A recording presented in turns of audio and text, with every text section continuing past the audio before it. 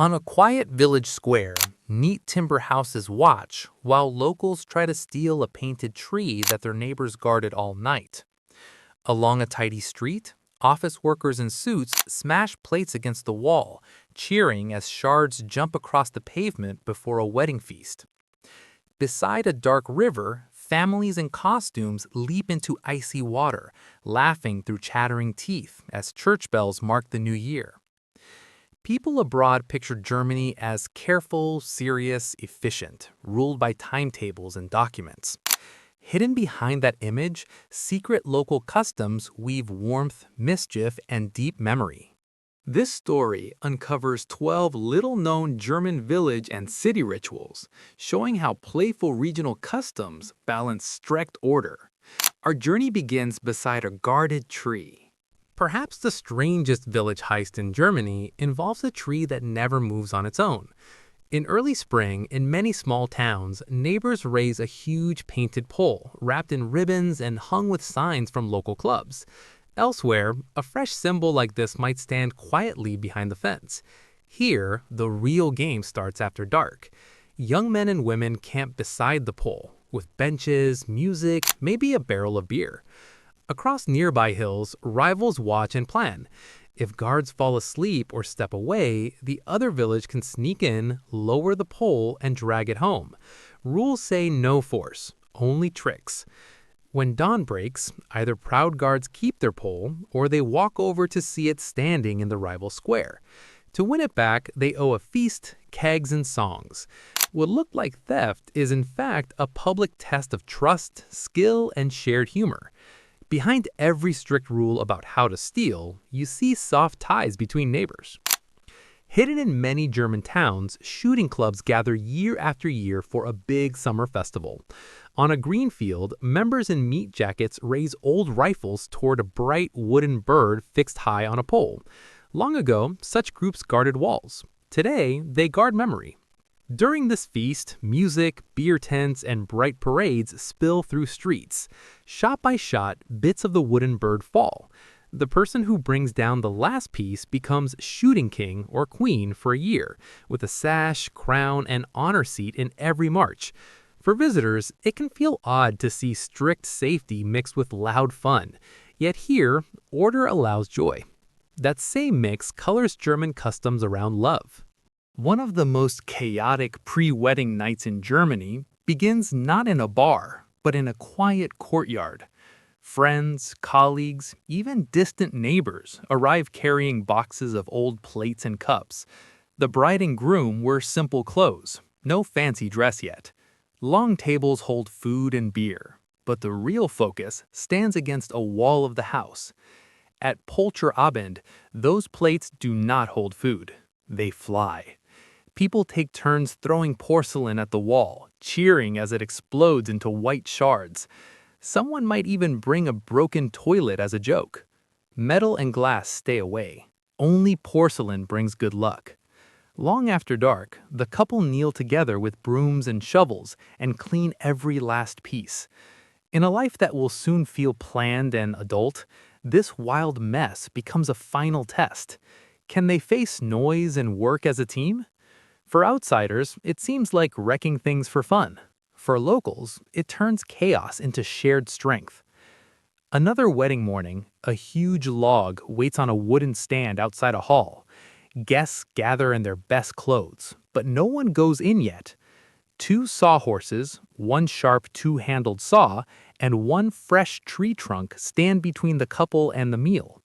This log sawing, Baumstammsägen, asks the new pair to cut the trunk together, push and pull in rhythm, ignore laughing friends, and stay calm as sawdust covers dress and suit.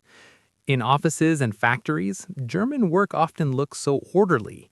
Here, effort turns into a small show. Love can even stage a fake crime.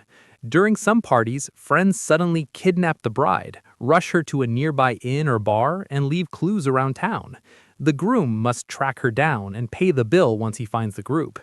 The joke is sharp, but kind. You do not own a person, you earn them again and again. From broken plates to stolen brides, order loosens, yet rules of care stay firm. Inside countless German homes, one early school morning looks almost like a small birthday. A child in a new backpack stands near the door, but the real treasure is taller than the child. Parents carry in a huge paper cone, bright with stars, cartoons, and colored tissue, tied at the top with ribbon. Before this custom, the first day of school could feel flat, even scary. With the Schultüte, or school cone, families turn that step into a sweet event. The cone holds pens, sweets, maybe a tiny toy or book. Teachers smile as children wrestle with the long shape and pose for photos in front of the school sign. By evening, paper and wrapping lie on the floor, but the memory of that loud, proud entrance stays. For children, this rule-bound system suddenly offers candy at the gate. For you, it shows how even strict schooling can hide a gentle welcome. From that soft morning, attention shifts to a dark street. Every year in autumn, small lights begin to move through chilly German lanes. Children wear coats and wool hats, but in their hands shine lanterns they made in class, from paper, tissue, or painted glass. At the front of the walk rides a person dressed as Saint Martin on a horse, cloak bright against the night. Without this night, November would bring only cold rain and early dusk. With the lantern parade, or Martinszug, streets close to cars for an hour, and songs echo between houses. Families follow the rider to a square where a fire burns, and a story is told of a soldier who cut his cloak to share with a freezing beggar. At the end, many towns hand out warm buns that children split and share. Even here, the same theme appears.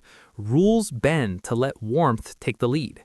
Where kids carry light for one evening, adults later claim darker streets for far wilder costumes.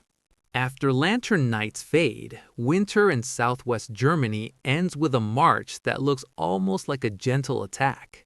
Quiet hill towns suddenly fill with people in carved wooden masks, fur, bells, and long whips. This Swabian Fastnacht grew in farm villages that feared long, dark months. Without it, streets would show only neat houses and steady daily work. With it, full clubs plan all year, carving every mask by hand and sewing each costume. During the walk, masked groups charge forward in waves. Some swing brooms, some rattle chains, some toss confetti over older neighbors. Children shriek when tall witches pretend to grab them, yet every step follows fixed club rules. For locals, this storm of color says that cold will pass and the town stands close. For you, it hints that even the wildest German scene rests on careful planning. Where mountain fools still obey set codes, city office life soon shows its own strange break with rank. Office mornings in many German cities suddenly turn playful on the Thursday before Carnival. Women arrive in bright wigs and costumes, and some carry sharp scissors in hand. This day, called Weiberfastnacht, remembers washerwomen who once took charge for a short spell. On normal days, a tie shows rank. Today, that strip of cloth becomes a target. Any man who enters in a tie risks a neat cut near his collar, then a friendly kiss on the cheek. Later, costumed groups storm the town hall, claim the mayor's keys, and dance in the council room. For locals, this small flip in power releases months of pressure. For you, it hints that even strict offices hide people who dream of snapping rules, just as other nights in Germany glow with fire instead of cloth. On a cold spring evening, wide fields at the edge of German villages glow like small suns. Piles of dry branches and old Christmas trees rise almost as tall as nearby barns. People in thick jackets stand in a ring, hands in pockets, waiting for the first spark. These Osterfeuer, or Easter fires, grew from farm life that hated waste and feared long winters.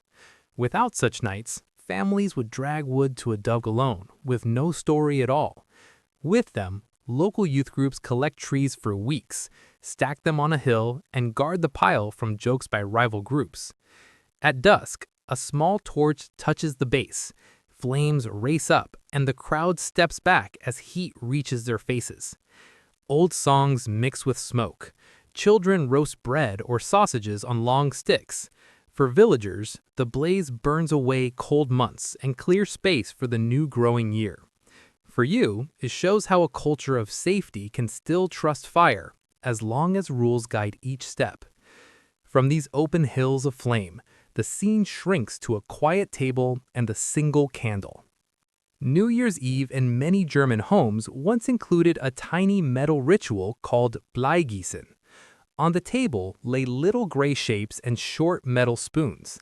Each person held a spoon over a candle until the piece melted and slid into a bowl of cold water, hardening at once into a strange new form. Without this game, midnight might feel like only loud noise and clinking glasses. With it, the room falls silent as people lift cooled shapes to the light and guess what they see. A ship, a heart, maybe a crown. A booklet or old memory then tells what each sign means for the year ahead. It turns wild chance into a kind of homemade forecast, a mix of control and play. From big fires and tiny shadows, the story returns to Earth, where even a broom in a stairwell holds quiet power. Down in the shared stairwell of a German block, a lone broom leans beside a metal dustpan and a small sign with names and dates. Early on Saturday, one door opens. A neighbor in simple clothes sweeps every step from attic to cellar, then wipes the handrail and checks the drain outside. Earlier, without this rule, rubbish could pile up and small fights might flare between floors. With Kehrwoche, the sweeping week, order rotates. Each flat appears on a list in the hallway. When your turn comes, you clean stairs, basement, walkway, maybe even the strip of street in front while others nod as they pass. People joke that this law rules lives, yet many would miss it if it vanished. Locals say this quiet habit keeps houses clean without calling some faraway service and forces neighbors at least to greet. For you, it shows a hidden side of strictness, not cold control, but shared duty. Where one broom guards peace indoors, 12 secret customs together sketch a country that tames order with human touch in very daily, quiet ways. Seen together, these 12 traditions form a map of how Germany handles the pull between order and warmth. Rulebooks and timetables sit in the background, yet in front, neighbors play clever games with those same rules. The maypole raids and wedding tests turn rivalry and fear of change into laughing teamwork. Lantern walks, Easter fires, and the school cone wrap big life steps in light and sweets so they feel less sharp. Carnival masks, tie cutting, and plate smashing release tension before it breaks something real. Even the quiet rituals follow this pattern. Bleigießen gives shape to worry about the future. Kehrwoche makes housework a shared task instead of a silent burden. Shooting festivals keep old village defense alive as safe sport. What first looks secret or strange starts to feel logical. In a strict system, small planned moments of allowed disorder protect the whole. When you step into these scenes, you see not cold rules, but a careful way to keep trust, memory, and fun alive. Through them, German life stays steady without turning hard or empty inside forever. From stolen maypoles to quiet stairwell sweeping, these 12 secret traditions show how Germany softens strict order with shared play, work, and light. Together, they reveal a country that plans even its wild moments, so trust stays strong. If these hidden rituals changed how you see German life, stay close. More stories wait in village halls, factory yards, riverbanks, and city squares. Subscribe for deeper journeys into German culture, history, inventions, and daily habits. And keep exploring how this land turns rules into living customs that you can almost feel from far away. New episodes arrive each week here.